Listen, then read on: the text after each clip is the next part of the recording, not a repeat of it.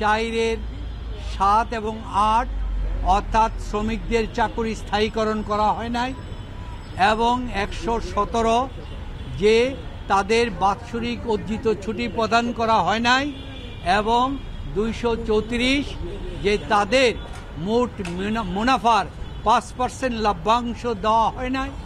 এই অপরাধী সাব্যস্ত করে তাদের বিরুদ্ধে লেবার কোর্টে BLA 228/2021 নামক একটি মামলা দায়ের করে 303-এর এবং 307 ধারায় লেবার আইনে শাস্তির জন্য আবেদন করেছে। এই আবেদন করার পর বিজ্ঞ আদালতের কাছে আমরা মামলাটি প্রত্যাহার করার জন্য, অব্যাহতি দেওয়ার জন্য আবেদন করেছিলাম। ওইটাকে বাতিল করে লেবার কোর্ট তাদের বিরুদ্ধে অভিযোগ গঠন করার পর সাক্ষীদেরকে শুনানি করে তারা এই মামলায় তখন অভিযোগ গঠন করার পরে 4 জন সাক্ষী দিয়েছে। এই মামলায় আমরা যে জিনিসটা তুলে ধরেছি, যে মামলাটা করা হয়েছে 9/9/2007 21 ইংরেজি তারিখে, কিন্তু এই তারিখে মামলা করার 5 দিন পর আমরা পরবর্তীতে 2 বছর পরে এসে জানতে পারলাম বাদী মারা গেছে। কিন্তু বাদী ওই মামলা দায়ের করার পর তিনি বা তার পক্ষে কাউকে নিযুক্ত করে বাদী করা হয় নাই, এবং কাউকেই সেখানে করা হয় নাই, পক্ষভুক্ত করা হয় নাই। তো ফৌজদারি কার্যবিধির 247 ধারা অনুযায়ী বাদী যদি অনুপস্থিত থাকে তাহলে মামলা থেকে খারিজ করে আসামিকে অব্যাহতি দিতে হবে। এইটা হচ্ছে আইনের সুস্পষ্ট বিধান। কিন্তু তাকে না দিয়ে 2 বছর পর্যন্ত প্রফেসর ডক্টর মোহাম্মদ ইউনূস এবং তাদেরকে ড্রেগিং করে এই মামলায় তাদেরকে এগিয়ে আনে তাদেরকে করা হলো।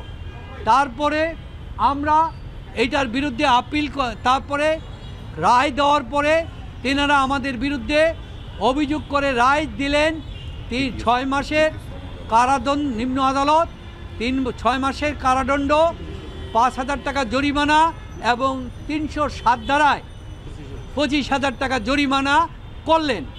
অথচ শ্রম আদালত 303-এর ধারায় যেই আমাদের আসামিদেরকে দণ্ড দিলেন 6 মাসে, এই অপরাধটা হচ্ছে কোনো নথিপত্র যদি রক্ষণ না করে, তলব করলে যদি প্রেরিত না করে, গাফলতি করে, তাহলে তার শাস্তি। কিন্তু এই ধরনের কোনো অভিযোগ আমাদের বিরুদ্ধে আনা হয় নাই। বিনা অভিযোগে এইখানে প্রলব্ধিত হয়ে নিম্ন আদালত অন্যায়ভাবে আইনের ভুল ব্যাখ্যা করে ফরমাসি রায় দিয়ে তাদেরকে 6 মাসের কারাদণ্ড, সর্বোচ্চ কারাদণ্ড এবং 30,000 টাকা জরিমানা করেছেন। আর রায়ে আমি বলতেছি একটু ক্লিয়ার বলতে, আমরা পরবর্তীতে এই বিরুদ্ধে রায়ের বিরুদ্ধে 28/1/2024 ইংরেজি তারিখে রায় করি, আপিল করি। আপিলটির নিয়ম হচ্ছে 2 মাসের ভিতরে শুনানি শেষ করতে হবে। কিন্তু আমাদের প্রতিপক্ষ হাইকোর্টে চলে গিয়েছিল। হাইকোর্ট তখন আবার কোর্টকে নির্দেশ দিয়েছে যে অতি দ্রুত মামলাটি সমাপ্ত করো। তারপরে তারা যখন রায় দিল, আমরা এই কোর্টকে বললাম আমরা হাইকোর্টের রায়ের বিরুদ্ধে আমরা কোনো উচ্চ আদালতে আপিলে যাব না, লিপ্ট আপিল করব না। কিন্তু শ্রম আইন অনুযায়ী 60 দিনের ভিতরে মামলা নিষ্পত্তি করার কথা, এবং হাইকোর্টের আদেশ অনুযায়ী অতি দ্রুত মামলা নিষ্পত্তি করার কথা। কিন্তু আজকে 8 মাস হয়ে গেল মামলা নিষ্পত্তি করা হয় নাই। 8 তারিখে আমরা 1 তারিখে এসে আমরা 1/8/2024 তারিখে এই কোর্টে আমরা 2 পক্ষ যৌথ আবেদন দিলাম, কলকারখানা পরিদর্শন অধিদপ্তর এবং আমরা, যে এই মামলাটির আপিলটি মেরিটের মাধ্যমে মেরিট শুনানি করে দ্রুত নিষ্পত্তি করা হোক। কোর্ট তখন এই আজকের ডেট নির্ধারণ করলেন মামলাটি শুনানির জন্য, এবং উভয় পক্ষ আমরা এখানে শুনানি করলাম। আমাদের পূর্ণাঙ্গ বক্তব্য দিলাম, মেরিটের সমস্ত জিনিস করলাম, যে এই কোম্পানির বিরুদ্ধে মামলা, অথচ কোম্পানিকে আসামি করা হয় নাই। তারপরে 10 জন কোম্পানির 13 জন ডাইরেক্টর, 13 জনকে আসামি না করে 4 জনকে ডক্টর ইউনূস তাদেরকে আসামি করা হয়েছে, অথচ আইন অনুযায়ী কোম্পানিকে আসামি করা বাধ্যতামূলক, কারণ সে হচ্ছে শ্রম অধিদপ্তরের সাথে রেজিস্টার্ড, কোনো ব্যক্তি রেজিস্টার্ড না। তারপরে 4-8 বলা হয়েছে যে 6 মাসে পার হয়ে গেলে অটোমেটিক্যালি সে পার্মানেন্ট। তারপরে 117-তে বলা হয়েছে অর্জিত, 17-এর সাথে বলা হচ্ছে অর্জিত ছুটি না দিলে এটা তার অর্জিত ছুটির সাথে যুক্ত হবে।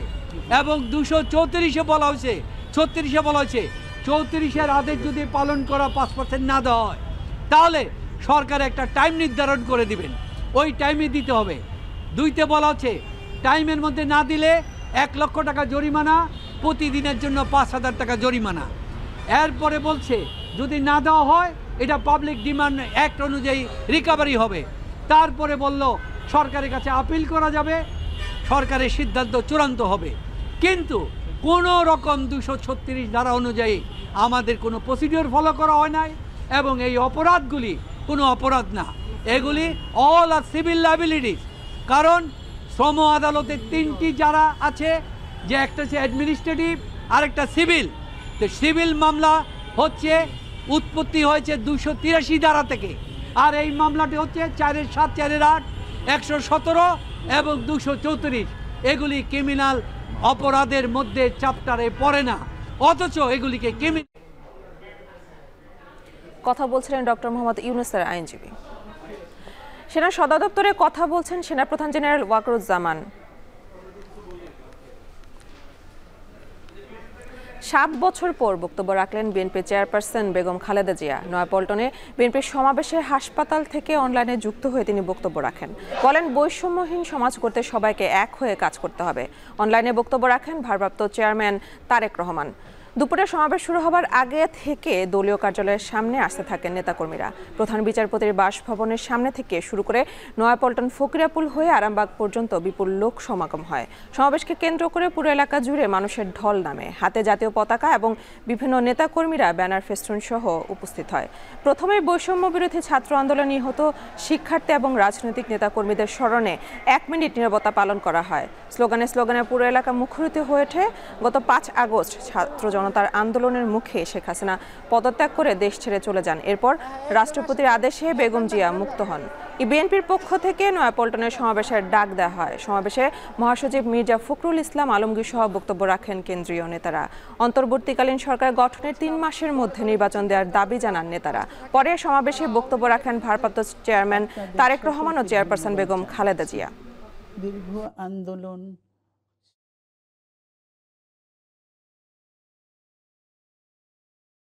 আমরা ফ্যাসিবাদী অবৈধ সরকারের কাছ থেকে মুক্তি পেয়েছি। আমি আন্তরিক ধন্যবাদ জানাতে চাই আমাদের বীর সন্তানদের, যারা মরণপণ সংগ্রাম করে এই অসম্ভবকে সম্ভব করেছে। আধুনিক বাংলাদেশ নির্মাণে আসুন আমরা তরুণদের হাত শক্তিশালী করি। ধ্বংস নয়, প্রতিশোধ নয়, প্রতিহিংসা নয়, ভালোবাসা, শান্তি ও জ্ঞান ভিত্তিক সমাজ গড়ে তুলি।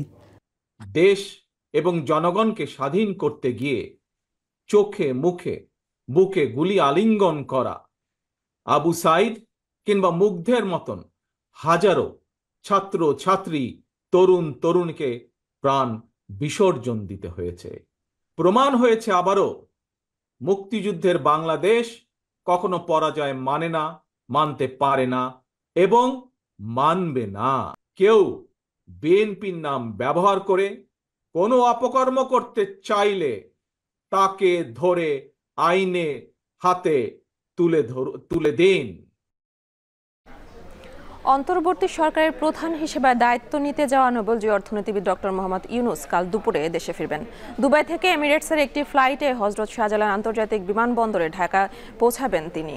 দুপুরে ইউনুস সেন্টারের পক্ষ থেকে পাঠানো এক বিবৃতিতে জানানো হয়, সরকার পতনের আন্দোলনে নেতৃত্ব দেওয়া শিক্ষার্থীদের দেশের আপামর জনসাধারণকে অভিনন্দন জানান ডক্টর ইউনুস।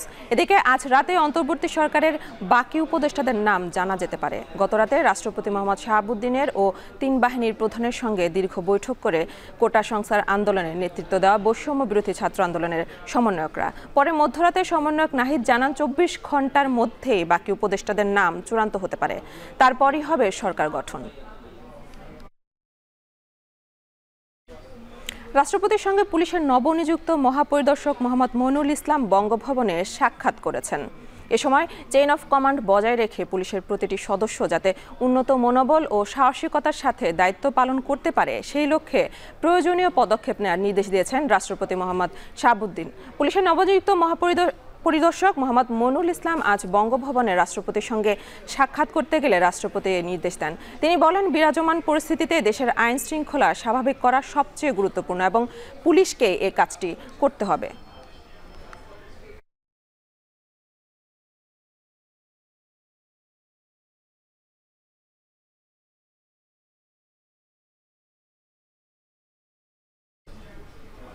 কাল সন্ধ্যার মধ্যে পুলিশের সকল ফোর্সকে কাজে যোগদানের নির্দেশ দেওয়া হয়েছে।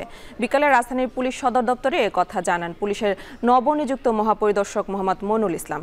এছাড়া প্রতিটি থানা ওয়ার্ডে নিরাপত্তা কমিটি তৈরি করা হবে বলেও জানান তিনি। বৈষম্য বিরোধী যৌক্তিক যে আন্দোলন, সেই আন্দোলন আমাদের বিভিন্ন অপারেশন ইউনিটে দায়িত্বপ্রাপ্ত কর্মকর্তাগণ দেশবাসীর প্রত্যাশা অনুযায়ী দায়িত্ব পালন করতে পারেননি, যা আমরা স্বীকার করছি। নিশ্চিত করে আপনাদের বলতে চাই, আপনাদের মাধ্যমে দেশবাসীকে বলতে চাই, আমাদের উপর অর্পিত আইনি সকল দায়িত্ব পালনে আমরা দৃঢ়ভাবে অঙ্গীকারবদ্ধ থাকব। আমি সকল পুলিশ সদস্যকে আন্তরিকভাবে আহ্বান জানাই, আপনারা দেশ ও জাতির প্রয়োজনে শৃঙ্খলা বাহিনীর সদস্য হিসেবে নিজ নিজ দায়িত্ব পালনে আত্মনিয়োগ করুন। আগামীকাল সন্ধ্যার মধ্যে স্ব কর্মস্থলে যোগদান করতে হবে। ইতিমধ্যে এই নির্দেশনা প্রদান করা হয়েছে। পদত্যাগ করেছেন attorney general AM Amin Uddin. ব্যক্তিগত কারণ দেখিয়ে রাষ্ট্রপতির কাছে পদত্যাগপত্র জমা দিয়েছেন তিনি। বুধবার দুপুর 12টা 20 মিনিটে পদত্যাগপত্রে সই করেন আমিন উদ্দিন। এরপর তা পাঠানো হয় রাষ্ট্রপতির কাছে। 2020 সালের 8 অক্টোবর তৎকালীন রাষ্ট্রপতি আব্দুল হামিদ তাকে অ্যাটর্নি জেনারেল হিসেবে নিয়োগ দেন। তিনি 2006 থেকে 2008 সাল পর্যন্ত পরপর 2 বার সুপ্রিম কোর্ট আইনজীবী সমিতির সম্পাদক নির্বাচিত হয়েছিলেন।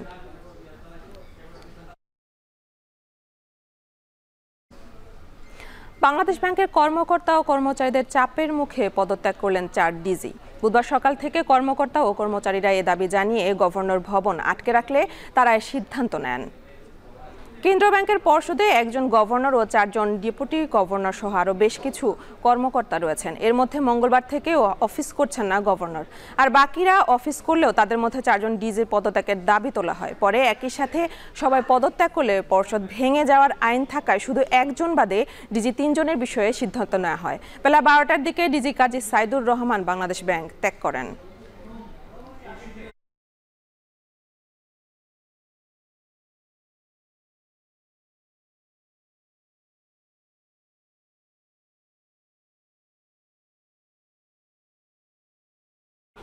এখন চারদিকে নিচ্ছে একটি বিরতি, ফিরছি একটু পরেই।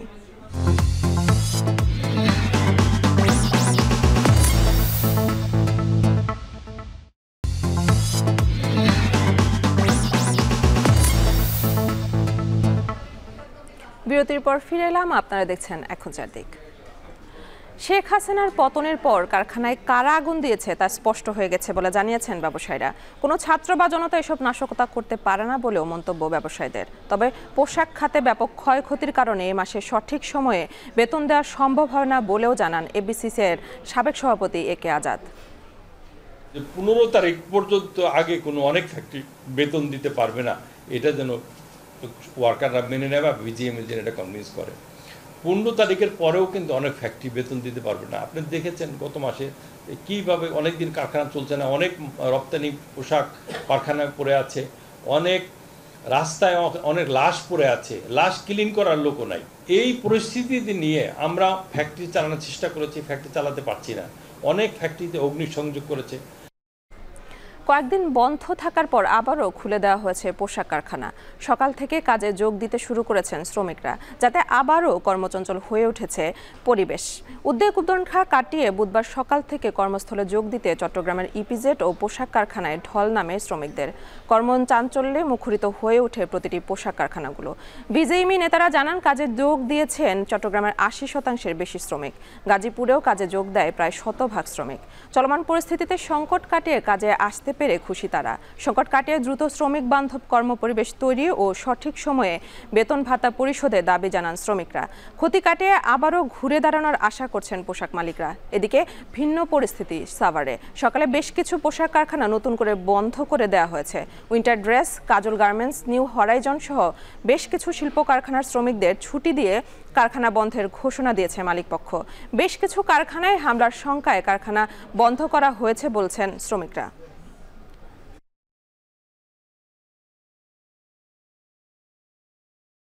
পরিস্থিতি শান্তি চলতেছে। আগের আমরা তো ভয়ে ভয়ে ছিলাম, এখন একটু শান্তি পাবো। আমরা তো মাসে থাকতে গেলে মাসে খাই, এরকম না এই মাসে থাকতে গেলে ওই মাসে খাই। কিন্তু কোনো কারণে যদি এক মাসের মধ্যে বেশিরভাগ দিন বন্ধ থাকে, এরপর মাসে আমরা চলতে পারবো না। একটা আতঙ্কের মধ্যে ছিলাম, আর এটা নাই আর কি। এখন শান্তি লাগতেছে, স্বস্তি লাগতেছে। সার্কিট জয়েন দিছি, কাজে জয়েন দিছি, আল্লাহ শান্তি হয়েছে। এখন দেখছি আরেকটি বিরতি, ফিরছে একটু পরেই।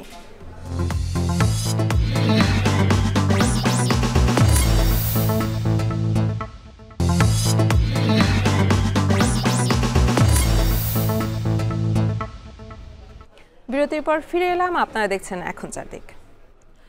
বাংলাদেশের পরিস্থিতি গভীরভাবে পর্যবেক্ষণ করছে যুক্তরাষ্ট্র, জানিয়েছেন মার্কিন পররাষ্ট্রমন্ত্রী অ্যান্টনি ব্লিংকেন।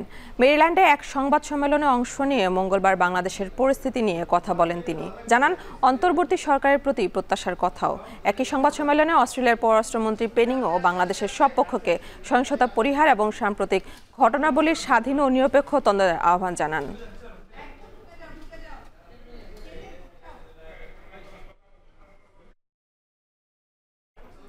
সেনাপ্রধান কথা বলছেন, সরাসরি চলে যাচ্ছি সেখানে।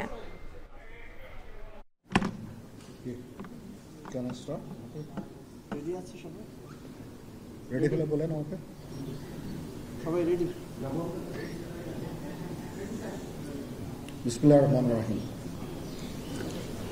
আমি আপনাদের কাছে আবার কৃতজ্ঞতা জানাচ্ছি যে যখনই আমরা আপনাদেরকে আহ্বান করি, আপনাদেরকে আসার জন্য অনুরোধ করি, আপনারা আসেন এবং আমাদের বিভিন্ন খবরগুলো সবাইকে জানাতে সহায়তা করেন। আজকে আপনাদের প্রতি কৃতজ্ঞতা। আপনারা আজকে খুব কম সময়ের মধ্যে আপনারা এসেছেন। ভাবলাম যে কী পরিস্থিতি হচ্ছে, কি হচ্ছে, এই ব্যাপারগুলো নিয়ে আপনাদের সাথে আবার একটু কথা বলি। কিছুক্ষণ আগে আমি আমার কমান্ডারদের সাথে, জিওসিদের সাথে কথা বলেছি। পরিস্থিতি এখন অনেক উন্নতি হচ্ছে। আস্তে আস্তে ধীরে ধীরে আমার ধারণা যে 3-4 দিনের মধ্যে পরিস্থিতি স্বাভাবিক পর্যায়ে চলে আসবে। তবে যারা এই সমস্ত অপরাধ করেছে তাদেরকে আমরা ছাড় দিব না। অবশ্যই তাদের বিরুদ্ধে আইন ব্যবস্থা গ্রহণ করা হবে। আপনারা দেখতে পাচ্ছেন আমার সাথে 2 নেভি চিফ এবং এয়ার চিফ আছেন, আমরা একসাথে কাজ করছি। কিছুক্ষণ আগে আমার প্রফেসর ইউনুসের সাথেও কথা হয়েছে, ওনার সাথে কথা বলে আমার খুব ভালো লাগলো। আমার কাছে মনে হয়েছে উনি অত্যন্ত আগ্রহী এই কাজটা করার জন্য, এবং আমি নিশ্চিত যে উনি আমাদেরকে একটা সুন্দর গণতান্ত্রিক প্রক্রিয়ায় আমাদের নিয়ে যেতে সক্ষম হবেন এবং আমরা এ থেকে উপকৃত হব। আর আমি দেখলাম যে স্টুডেন্ট এবং ভলেন্টিয়ার্সরা অত্যন্ত চমৎকার কাজ করছে। যেহেতু এখন ট্রাফিক পুলিশ ছিল না, তারা ট্রাফিকিংয়ের কাজ করছে, বিভিন্ন রাস্তা পরিষ্কার করা, যে সমস্ত ভ্যান্ডালাইজেশন হয়েছে যে সমস্ত স্থাপনাগুলোতে, ওগুলোকে পরিষ্কার করা। আমরা অত্যন্ত আনন্দিত যে তারা এই ভালো কাজগুলো চালিয়ে যাচ্ছে।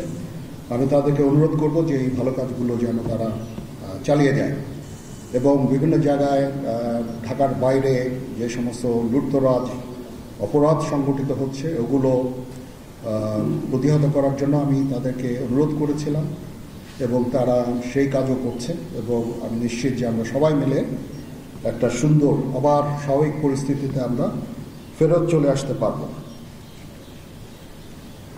আপনারা জানেন যে আমরা কেয়ারটেকার গভর্নমেন্টের প্রধান ডক্টর ইউনূসকে আমরা নির্বাচন করেছি অনেক আলোচনা করে। আমরা নিজেদের মধ্যে অনেক আলোচনা করেছি এবং সমস্ত রাজনৈতিক নেতৃবৃন্দের সাথে, স্টুডেন্ট কোঅর্ডিনেটরদের সাথে আলোচনা করেছি। আমার সাথে নেভি চিফ এবং এয়ার চিফ ওনারাও ছিলেন, এবং মহামান্য রাষ্ট্রপতির সাথে আমরা আলোচনা করেছি, এবং আলোচনা করে আমরা সর্বসম্মতভাবে সম্মত হয়েছি এবং ওনার কাছে প্রস্তাব দিয়েছি চিফ অ্যাডভাইজার ডক্টর ইউনুসকে করার জন্য, এবং উনি এখন আমাদের চিফ অ্যাডভাইজার। কালকে আসবেন, কালকে হয়তো দুপুরে উনি এসে পৌঁছাবেন, আমি ওনাকে রিসিভ করতে যাব। আমরা ওনাকে সর্বতোভাবে সহায়তা করব। আমি army chief, navy chief, air chief, এবং আমি নিশ্চিত যে উনি সমস্ত রাজনৈতিক দল এবং সবার কাছ থেকে সাহায্য সহযোগিতা পাবেন। স্টুডেন্ট ফোরাম, স্টুডেন্টস, এবং আমরা সবাই মিলে ওনাকে সাহায্য করব, এবং আমি নিশ্চিত যে তাহলে উনি অত্যন্ত সফলভাবে ওনার এই কাজ সমাধান করতে সক্ষম হবেন। অনেক ধরনের গুজব চলছে, আমি জনগণকে আহ্বান করব এ ধরনের গুজবে যেন কান না দেয়। আমরা একটা চমৎকার পরিবেশে সুন্দরভাবে সবাই মিলে আমরা কাজ করে যাচ্ছি। আমার সেনাবাহিনী নিয়ে বিভিন্ন সেনানিবাসের মধ্যে বিভিন্ন কিছু হচ্ছে ইত্যাদি সমস্ত গুজব রটনা করা হচ্ছে, এগুলোতে আপনারা কান দিবেন না, এবং আপনারা এই ধরনের গুজব ছড়াতেও দয়া করে সাহায্য করবেন না। আমি জানি সবাই এটা ইচ্ছা করে করেন না, হয়তো আউট অফ প্যানিক আপনারা এটা করেন। এই জিনিসটা থেকে নিবৃত্ত থাকলে এটা ভালো হবে, এবং আরেকজনকে কোনো নিশ্চিত না হয়ে কাউকে এ ধরনের কোনো খবর সংবাদ আপনারা দেওয়া থেকে বিরত থাকবেন, তাহলে এটা আমাদেরকে সাহায্য করবে। পুলিশের পুনর্গঠনের কাজ চলছে, এখন পুলিশ প্রধান একজন নিয়োগ দেওয়া হয়েছে। আমি নিশ্চিত যে পুলিশের মনোবল আবার ফেরত আসবে, এবং পুলিশ একটা প্রফেশনাল ফোর্স হিসাবে ভালোভাবে তাদের দায়িত্ব পালন করতে সক্ষম হবে। সর্বশেষে আমি আপনাদের নিশ্চিত করতে চাচ্ছি যে সেনাবাহিনী, নৌবাহিনী, বিমান বাহিনী সর্বদা জনগণের সাথে আছে এবং থাকবে, এবং আমরা কাজ করে যাব, পাশাপাশি সবার সাথে মিলে কাজ করে যাব, এবং আমরা একটা সুন্দর ভবিষ্যতের দিকে যেতে পারবো, ভবিষ্যতে পৌঁছাতে পারবো বলে আমি বিশ্বাস রাখি। আপনারা আমাদের সবাইকে সাহায্য সহযোগিতা করবেন, আপনাদের সাহায্য নিয়ে ইনশাল্লাহ আমরা এটা করতে পারবো। আপনারা মিডিয়া অলরেডি অত্যন্ত দায়িত্বপূর্ণভাবে আপনাদের সংবাদ পরিবেশন করছেন, আমি আবার আপনাদের কাছে এই জন্য কৃতজ্ঞতা জানাচ্ছি, এবং ইনশাল্লাহ আমরা সবাই মিলে দেশকে একটা সুন্দর একটা পরিবেশ আমরা সৃষ্টি করতে পারবো এই দেশে, এবং আমরা সবাই ভালো থাকবো ইনশাআল্লাহ। এখন আপনাদের যদি কোনো কোয়ারিজ থাকে, কোনো প্রশ্ন থাকে আমাকে করতে পারেন, আমি যদি আমার জানা থাকে আমি অবশ্যই এটার উত্তর দেব। কালকে আমরা শপথ গ্রহণের জন্য সব যথাসাধ্য চেষ্টা করছি। একটা প্রস্তাব ছিল বিকালে করার, বিকালে খুব টাইট হয়ে যেতে পারে, কিন্তু উনি 2:10 দিকে হয়তো এখানে আসবেন, এটা মেবি ভেরি টাইট। আমরা হয়তো তাইলে রাত্রেবেলা রাত 8টার দিকে করতে পারি, হয়তো 400 জন লোকের উপস্থিতি এখানে থাকবে। এই পরিসরে আমরা শপথ গ্রহণের অনুষ্ঠান ইনশাল্লাহ করব। মাননীয় সেনাপ্রধান, আমরা দেখেছি যে সেনাবাহিনী বাংলাদেশ এবং বাইরে যে কোনো দুর্যোগ এগুলো কিছু মোকাবেলা করতে সক্ষম। রিসেন্টলি আমরা দেখতে পাচ্ছি যে বাংলাদেশের বিভিন্ন জায়গায় দুর্বৃত্তরা ডাকাতি থেকে শুরু করে লুটতরাজ করছে, এবং গতকাল রাতের বেলা মোহাম্মদপুর, ধানমন্ডি এই এলাকাগুলোতে ঘটনা ঘটছে রাজধানী শহরে, এবং এই বিষয়ে আসলে সেনাবাহিনী কি পদক্ষেপ নিচ্ছে, সাধারণ মানুষ কিন্তু উদ্বেগ উৎপাদনের মধ্যে রয়েছে। হ্যাঁ, প্রথম কথা হচ্ছে যে আমি দায়িত্ব নিয়েছিলাম অবশ্যই, এবং আমি রাজনৈতিক নেতৃবৃন্দর কাছ থেকে কথাও আমি ওনাদের কাছ থেকে ওনাদেরকে আমি বলেছিলাম যে আপনারা আমাদের সাহায্য করেন, যে মুহূর্তে এই ট্রানজিশনটা হবে এ ধরনের সমস্যার সৃষ্টি হতে পারে, এবং ওনারাও আমাকে বলেছিলেন যে ওনাদের যতদূর সম্ভব সাহায্য করবেন। তারপরেও কিছু কিছু ঘটনা ঘটেছে, এটা ঘটার পেছনে তো কিছু কারণও আছে, এবং আমরা ইনিশিয়ালি হয়তো কিছু এরকম ঘটনা ঘটেছে, বা তারপরে এখন পরিস্থিতি কিন্তু অনেক শান্ত হয়ে আসছে।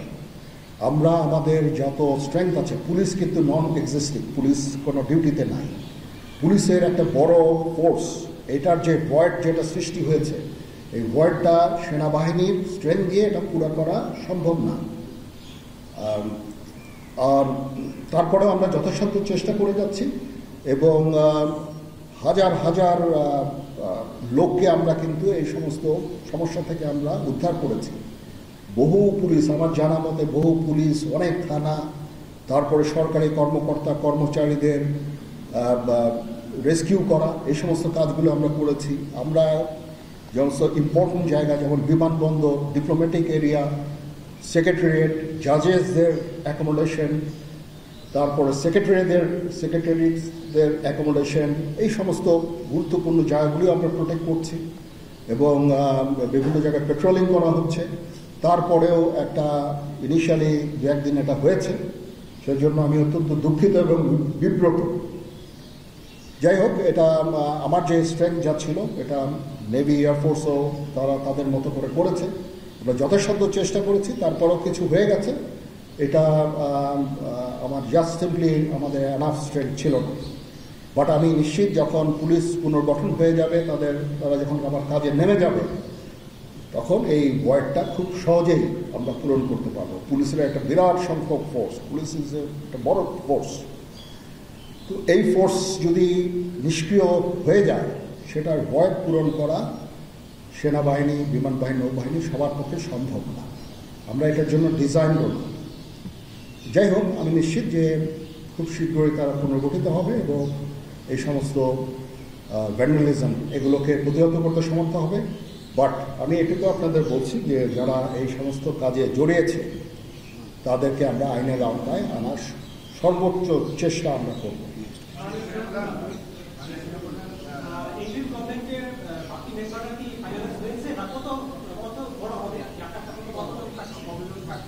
আমার ধারণা আপাতত 15 জন হতে পারে, তারপরেও দু একজন আপ অ্যান্ড ডাউন এটা করতে পারে, এরকম একটা সংখ্যক এবং মোটামুটি একটা দাঁড়িয়ে যাচ্ছে।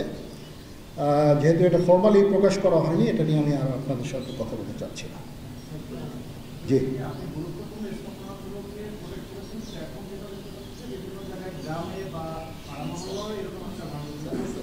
হ্যাঁ হচ্ছে, বাট সংখ্যা অনেক কমে এসেছে। একদিন দুই দিন, প্রথম 1-2 দিনে যেটা হয়েছে সংখ্যা অনেক কমে এসেছে। আমরা আনসার ভিডিপিকেও কাজে লাগিয়েছি এবং আমি তো বললাম যে ছাত্ররা আমাদের সাহায্য করছে বিভিন্ন গ্রামে গঞ্জে। তারা এই কাজগুলোর মাধ্যমে, তাদের উপস্থিতির মাধ্যমে আমাদের সাহায্য করছে এবং বিএনসিসিকেও আমরা এটা বেশ করতে আমরা হয়তো এমপ্লয় করবো এই কাজে। আমি আমার যত ফোর্স আছে মিলিটারি সব অল ডিপ্লয় এবং তারা তাদের সাধ্যমতো এই কাজে নিয়োজিত।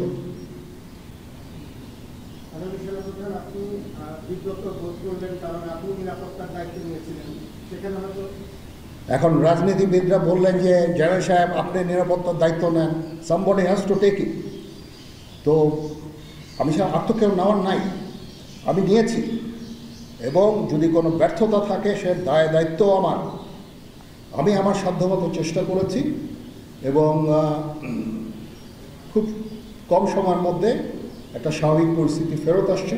বাট আমাদের আরও অনেক কাজ করতে হবে ইনশাল্লাহ। আমাকে একটু সময় দেন, আমরা এই নর্মালসিতে নিয়ে চলে আসবো ইনশাল্লাহ। ওকে, সবাই ভালো থাকেন, সুস্থ থাকেন, আল্লাহ হাফেজ।